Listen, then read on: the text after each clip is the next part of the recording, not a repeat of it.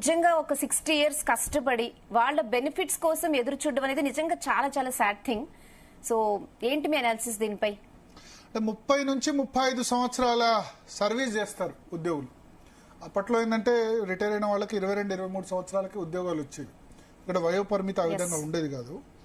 So 30 నుంచి 35 years service చేసిన తర్వాత చాలా మంది ఏంటంటే రిటైర్మెంట్ డబ్బులతో కూతురు పెళ్లి చేయడమో లేకపోతే ఇల్లు కట్టుకోవడమో ఇవన్నీ కూడా చేస్తుంటారు. మెడికల్ ఖర్చులు ఉంటాయి. 60 సంవత్సరాలు దాటితే బీపీ, షుగర్ అన్నీ వస్తుంటాయి. సో రిటైర్ అయిన తర్వాత ఓకే మన డబ్బులు మనకు వస్తాయన్నది ఒక భావన. అది వాళ్ళ డబ్బులు మాత్రమే. ప్రభుత్వం ఇచ్చేది చాలా మంది అనుకుంటారు ఇప్పుడు. ఎందుకంటే ఈ ప్రభుత్వాలు ఏం చేస్తున్నాయంటే ఉద్యోగులు వర్సెస్ కామన్ పబ్లిక్, లేకపోతే పెన్షనర్స్ వర్సెస్ కామన్ పబ్లిక్ ఒక చిచ్చు రేపేలా ప్రయత్నం చేస్తున్నాయి. వీళ్ళకేంది గవర్నమెంట్ జాబు, ప్రైవేట్ రంగంలో చేసినా గ్రాట్యుటీ ఇస్తున్నారు కదా. 5 సంవత్సరాలు చేస్తే మీకు నాకు గ్రాట్యుటీ ఇస్తున్నారు కదా ప్రైవేట్ రంగంలో. సో 30 సంవత్సరాలు చేస్తే వాళ్ళ గ్రాట్యుటీ ఇవ్వద్దా? ఇప్పుడు సాఫ్ట్వేర్ ఇంజనీర్స్ అందరికీ ఉద్యోగం మారితే 5 సంవత్సరాలు చేస్తే గ్రాట్యుటీ ఇవ్వట్లేదా? కొన్ని ప్రైవేట్ సెక్టర్లో ఇవ్వట్లేదు. కానీ రెండవది పిఎఫ్. మన దగ్గరనేమో ప్రావిడెంట్ ఫండ్ అంటాం పిఎఫ్, వాళ్ళకేమో జీపీఎఫ్, మనదేమో ఈపీఎఫ్. అంటే ప్రైవేట్, మనదంటే ప్రైవేట్ రంగంలో పనిచేసే వాళ్ళకి ఎంప్లాయీ ప్రావిడెంట్ ఫండ్. అంటే మనం కొంత షేర్ ఇస్తే బేసిక్లో 12% ఇస్తే, ఎంప్లాయర్ కూడా బేసిక్లో 12% ఇస్తే అది దాన్నే ఈపీఎఫ్ అవుతుంది. వాళ్ళు జీపీఎఫ్, జనరల్ ప్రావిడెంట్ ఫండ్ అంటారు. సో జీపీఎఫ్ సొమ్మును 30 సంవత్సరాలు దాచుకుంటే మనం పిఎఫ్ ఒక ఉద్యోగం మానేస్తే పిఎఫ్ మొత్తం విత్డ్రా చేయొచ్చు. ఒక ఉద్యోగం మానేసి ఖాళీగా 3 నెలలు ఉంటే, అన్ఎంప్లాయ్మెంట్ ఉంటే మొత్తం పిఎఫ్ తీసుకోవచ్చు. కానీ ప్రభుత్వ ఉద్యోగులు అట్లా ఉద్యోగం మారరు కదా, ఒకటే సర్వీస్లో ఉంటారు కదా. 30 సంవత్సరాలు సర్వీస్ చేసిన తర్వాత వాళ్ళ జీపీఎఫ్, వాళ్ళు దాచుకున్న సొమ్ము వాళ్ళకి ఇవ్వడానికి ప్రభుత్వాలు సంవత్సరాల తరబడి ఆలస్యం చేస్తే ఏమనాలి? అది వాళ్ళు దాచుకున్న సొమ్మే కదా. రిటైర్ అయిన వాళ్ళకి 50 లక్షలు 60 లక్షలు వస్తాయంటారు. 50 లక్షలు 60 లక్షలు ఎక్కడి నుంచి వస్తున్నాయి? జీపీఎఫ్ సొమ్ము వాళ్ళకి ఇస్తున్నారు ఒకటి. రెండవది గ్రాట్యుటీ అన్నది గ్రాటిట్యూడ్తో ఇచ్చేది గ్రాట్యుటీ, అది ప్రైవేట్ ఉద్యోగులకు కూడా ఉంది. ఇక మూడవది వచ్చేది ఏంటంటే పెన్షన్ కమ్యుటేషన్. అంటే 60 సంవత్సరాల, ఇప్పుడు 61 సంవత్సరాల సర్వీస్ అనుకోండి, 72-73 సంవత్సరాలకు వరకున్న పెన్షన్ని ముందే తీసుకోవచ్చు. 40% పెన్షన్ ముందే తీసుకోవచ్చు. పెన్షన్ కమ్యుటేషన్ అంటారు. ఎందుకంటే ఒకవేళ దురదృష్టవశాత్తు ఆ పెన్షన్ తీసుకోకుండా 61 సంవత్సరాలు రిటైర్ అయిన తర్వాత 2-3 సంవత్సరాలకే చనిపోయినారు అనుకోండి, జరుగుతాయి కదా కేసులు 61 దాటిన తర్వాత. సో అది ముందుగానే పెన్షన్ కమ్యుటేషన్. సో పెన్షనర్లకు ఇచ్చే డబ్బంతా కూడా అది వాళ్ళ సొమ్ము తప్ప జీపీఎఫ్ వాళ్ళ సొమ్మే. గ్రాట్యుటీ అనేది అన్ని ప్రైవేట్ సంస్థలు ఇస్తున్నాయి లీగల్గా. సో ప్రభుత్వ సొమ్మేమి ఇవ్వట్లే. పెన్షన్ కమ్యుటేషన్ అవుతే సగం పెన్షన్ రావాలి, బేసిక్లో సగం పెన్షన్ రావాలి, దాని బదులు ఇంకా తక్కువే వస్తుంది. సో ఇది ప్రభుత్వం ఇచ్చే సొమ్ము ప్రభుత్వ బాధ్యత నుంచి తప్పించుకుంటే ఎట్లా? ఇప్పుడు అదే ప్రాబ్లం. మొత్తం 10,000 కోట్ల బకాయిలు ఉన్నాయి. నెలకు 700 కోట్ల చొప్పున రిలీజ్ చేస్తున్నారు. నెలకు 700 కోట్లు అంటే 7 × 10 7,000 కోట్లు. సంవత్సరంకు 700 × 12 ప్రతి నెల రిలీజ్ చేస్తే సంవత్సరంకి 8,400 కోట్లు అయితే ఇంకా 1,600 కోట్లు బాకీ ఉంటాయి. అంటే ఇప్పుడు ఆల్రెడీ ఉన్న పెండింగ్ బకాయిలు కట్టాలంటే 14 నెలలు కావాలి. 7 × 14 9,800 కోట్లు.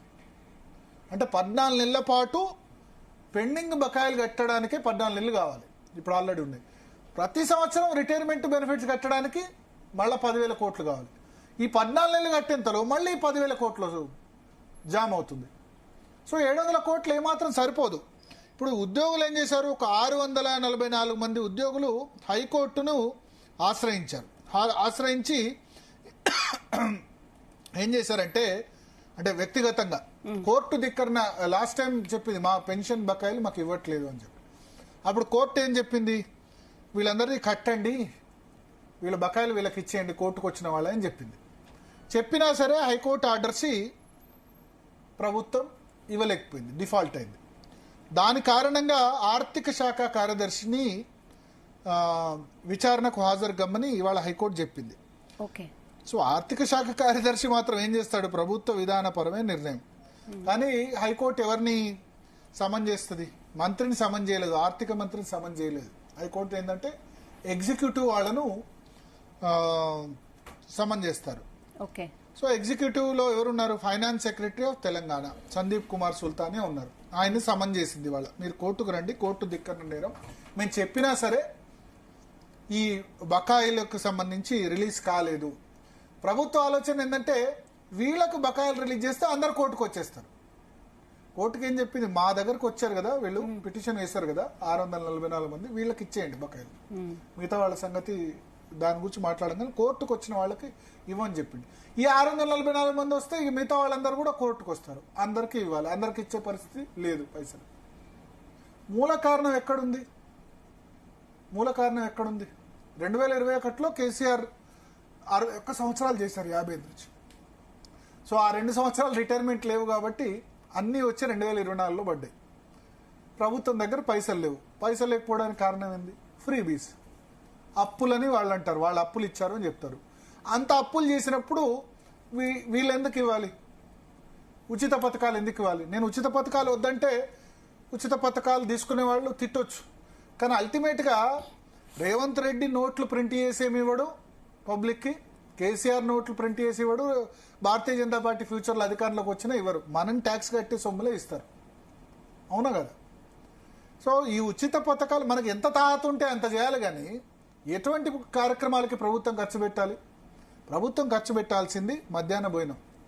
విద్యార్థులను చదువుకునేలా ఎంకరేజ్ చేయండి, మధ్యాహ్న భోజనం పెట్టండి, పెన్షన్స్ ఇవ్వండి, 60 సంవత్సరాలు దాటిన వాళ్ళకి, ఓల్డ్ ఏజ్ వాళ్ళకి పెన్షన్స్ ఇవ్వండి, వికలాంగులకు పెన్షన్ ఇవ్వండి. ఏం పని చేయలేరు కదా పాపం వికలాంగులు.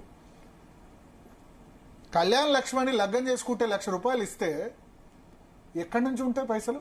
ఫ్రీ బస్ అని చెప్పి అందరికీ ఫ్రీ బస్ ఇచ్చేస్తే ఆడవాళ్ళందరికీ ప్రభుత్వం సరిపోతుందా? మనకు ఎంత చెత్తుకు అంత గాలి, మనం ఎంత సంపాదిస్తే అంత ఖర్చు పెట్టాలి. డిఫాల్ట్ అయిపోతే ఎట్లా? పైగా ఇప్పుడు వాళ్ళు పొలిటీషియన్స్, రాజకీయ పార్టీలకు ఎన్నికల సమయంలో ఖర్చులకు పైసలు కావాలి. ఏం చేస్తారు అప్పుడు? ఇంటిగ్రేటెడ్ స్కూల్స్ అని 200 కోట్లు, అంతకుముందు గవర్నమెంట్ కాళేశ్వరం ప్రాజెక్ట్ అనో, లేకపోతే ఇంకో ఈ గవర్నమెంట్ పాలమూరు రంగారెడ్డి అనో, మూసి రివర్ ఫ్రంట్ అనో, ఈ ఫ్రంట్లు వాటి ద్వారా డబ్బులు వస్తాయి, కాంట్రాక్టర్ల నుంచి డబ్బులు వస్తే కనుక అవి తీసుకొచ్చి మళ్ళీ ఎలక్షన్లో ఖర్చు పెడతారు. ఇది ఓపెన్ సీక్రెట్. సో అల్టిమేట్గా ఇక్కడ జరుగుతుంది ఏంటంటే ఉద్యోగులకు సంబంధించి బకాయిలు కట్టలేని పరిస్థితి ఉన్నప్పుడు, పెన్షనర్లకు బకాయిలు కట్టలేని పరిస్థితి ఉన్నప్పుడు, పెన్షనర్లు ఒక్కొక్కళ్ళు పాపం హెల్త్ కార్డు పనిచేయట్లా. మనమేమో ప్రైవేట్ రంగంలో ఉన్న వాళ్ళకి మన కంపెనీ ఇన్సూరెన్స్ ఇస్తుంది, లేకపోతే మనం ఏం చేస్తాం? ప్రైవేట్ ఇన్సూరెన్స్ తీసుకుంటాం.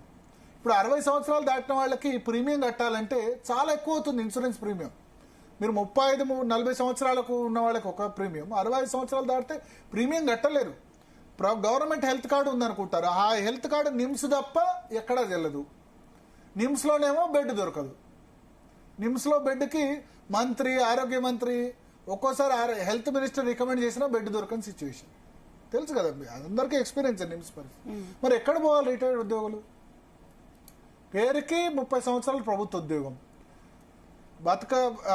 జీతాలు పెరిగాయి, ఈ మధ్యకాలంలో పెరిగాయి, కానీ ఎంత చెట్టుకు అంత గాలినట్టు వాళ్ళు కూడా ఖర్చులకు అవసరం అవుతుంది కదా. సో మూల కారణం రిటైర్డ్ ఉద్యోగులు, పెన్షనర్లు గుర్తించాలి. ఫ్రీ బీస్ గురించి రిటైర్డ్ ఉద్యోగులు, పెన్షనర్లు ఉద్యమం చేయకపోతే రాబోయే రోజుల్లో, ఇప్పుడు 1 తారీఖు జీతాలు పడుతున్నాయి అష్ట కష్టాలు పడి, 25వ తారీఖు 6 నెలలు, ఇప్పుడు సంవత్సరంన్నర వెయిట్ చేయాల్సి వస్తుంది కదా. రాబోయే కాలంలో ఈ ఫ్రీ బీస్ పెరిగితే కనుక ఉద్యోగులు జీతాలకు కూడా 6 నెలలు, సంవత్సరం వెయిట్ చేయాల్సి వస్తుంది. 6 నెలలకోసారి జీతాలు, సంవత్సరంకోసారి జీతాలు పడే సిచ్యువేషన్ వస్తుంది. రాబోయే రోజుల్లో దగ్గరలో ఉంది. ఒక పార్టీకి మించి ఇంకో పార్టీ ఇస్తే గనక కొన్ని ఫ్రీబీస్ తీసేయాలి. ఎందుకు రుణమాఫీ? రైతులకు రుణమాఫీ అనగా ఏం చేస్తున్నారు? అందరూ ఎలక్షన్ టైంలో పొలాలు ఉన్న వాళ్ళందరూ రుణాలు తీసుకుంటారు, ఎట్లా వచ్చే గవర్నమెంట్ కట్టేస్తుందని చెప్పి 20,000 కోట్ల రుణమాఫీ అవసరమా? పంట పండించిన వాళ్ళకు మద్దతు ధర ఇవ్వండి. షాదీ ముబారకు, కళ్యాణ్ లక్ష్మి అవసరమా? తులం బంగారం ఇస్తా అన్నారు. ఇంకా అప్పుడు చెప్పినప్పుడు తులం బంగారం 50 లక్షలు ఉంటే మొన్న 2 లక్షలు పోయింది. ఇవ్వగలుగుతారా? ఈ ఫ్రీబీస్ అన్ని తీసేయాలి. ఇవన్నీ కూడా అన్ని ఫ్రీబీస్ వద్దనట్లేదు. మనం ఫుడ్ పెట్టండి, ఇల్లు ఇవ్వండి. ఇక ఇందిరమ్మ ఇల్లు రాజశేఖర రెడ్డి సమయంలో 20 లక్షలు ఇల్లు కట్టారు. వీళ్ళు డబుల్ బెడ్రూమ్ అని బీఆర్ఎస్ అన్నారు, ఇప్పుడు మళ్ళీ ఇందిరమ్మ ఇల్లు అంటారు. ఇంతమందికి ఇల్లు కట్టినా ఇంకా అయిపోవట్లేదు. అంటే అసలు ఇక రాష్ట్రంలో ఇల్లు లేని వాళ్ళు ఎందుకు ఇంత అవుతున్నా సరే ఇంకా పక్కా ఇల్లు లేని వాళ్ళు ఎందుకు ఇట్లా ఉన్నారు అంటే ఏంది? మీరు కట్టించిన ఇళ్ళన్నీ కూడా సక్సెసివ్ గవర్నమెంట్స్ కట్టించిన ఇళ్ళన్నీ కూడా ఎక్కడ పోతున్నాయి అన్నట్టు? అనర్హుల చేతిలో పోతున్నట్టే కదా. ఇన్ని ఇల్లు కట్టించినా సరే, లక్షల సంఖ్యలో ఇల్లు కట్టించినా ఇంకా ఇల్లు లేని వాళ్ళు ఎందుకున్నారు మార్కెట్లో? ఇల్లు లేని వాళ్ళు నిజంగానే ఉన్నారు. అంటే ఈ వెల్ఫేర్ స్కీమ్స్ అన్ని కూడా అనర్హులకు అందుతున్నాయి. సో రూట్ కాజ్ అర్థం చేసుకోవాలి మనం. ఫ్రీబీస్ ఒట్టిగా వద్దనట్లే, నీకు ఎంత శక్తి ఉంటే అంత చేయాలి తప్ప ప్రభుత్వాలు ఈ ఫ్రీబీసు, ఫ్రీ ఎలక్ట్రిక్లు, స్కూటీలు, మహాలక్ష్మిలు స్కీములు ఇవన్నీ పెడితే ఇంకా 2 గ్యారంటీలు అమలు చేస్తేనే అమ్ముకోవాల్సి వస్తుంది. 6 గ్యారంటీలు అమలు చేస్తే ఇక మనం ఎక్కడుంటామో చెప్పలేని పరిస్థితి. మాట్లాడదాం.